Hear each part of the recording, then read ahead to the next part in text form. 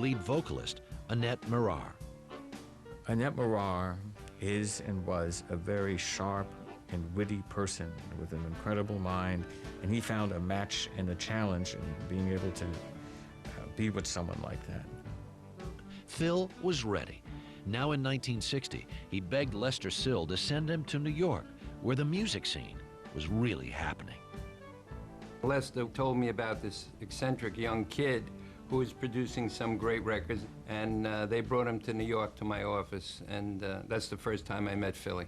He's got that quality in the earlier days that was charming and warm and funny, and he was such an oddball that you kind of adopted him.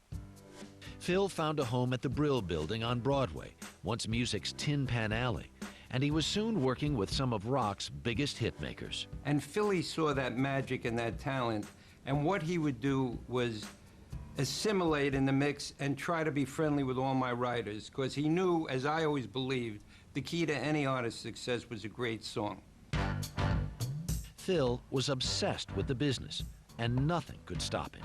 Spector had very clear ideas about what he wanted to do. He went ahead and did it. He had all the traits and all the street smarts to get to where he wanted to go. He would be charming, he'd be cruel, he'd be warm. He would do whatever he could to win. Little wonder that by the time he was 19 or 20, he had already conquered the New York recording scene. In just his first year in New York, Phil produced 3 top 10 hits: Carina Carina, Pretty Little Angel Eyes, and I Love How You Love Me. And now there was a reward. Lester Sill offered Spector a lucrative partnership in a new label they called Philly's Records, for Phil and Les.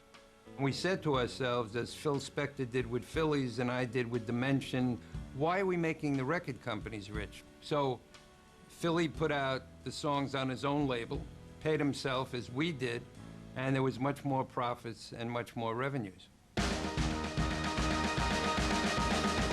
The label's first act was a New York-based girl group called The Crystals. After they struck gold twice in less than a year, Phil wanted to return to the West Coast to Gold Star, the LA studio, with the right equipment to really refine his sound. The room itself was really extremely small by any standards. But what happened is it melded things together in there. A lot of people attribute it to echo.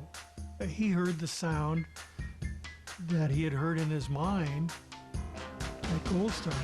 But Phil didn't want to fly the Crystals from New York to California. He had another idea. Phil would move people in and out of groups and give them names, and who was singing what, was unclear for a very long time. But the sound was unmistakable. I was a background singer in Los Angeles, and I knew his partner, Lester Sill, and they were interested in finding a singer who could sing a song that Phil thought would be a smash record.